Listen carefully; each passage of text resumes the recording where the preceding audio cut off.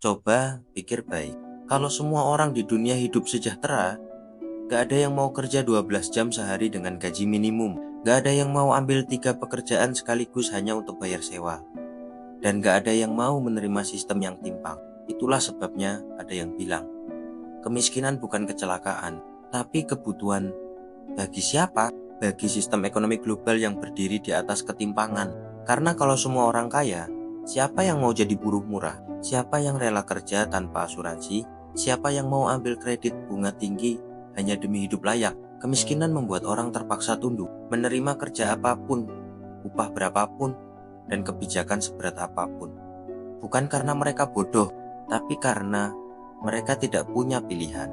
Perusahaan besar, negara maju, dan institusi keuangan internasional banyak yang secara diam-diam diuntungkan dari kondisi ini. Mereka bisa mengakses sumber daya murah, tenaga kerja murah, dan pasar yang bergantung. Mereka bicara soal pengentasan kemiskinan, tapi di balik layar, struktur ekonomi dunia dibuat agar kemiskinan tetap ada.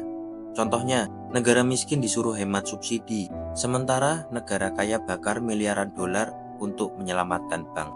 Negara berkembang diminta bayar utang plus bunga, padahal utang itu dipakai untuk proyek yang justru merugikan rakyat. Dan ketika rakyat protes, muncullah narasi, kalian malas, bukan sistemnya yang salah.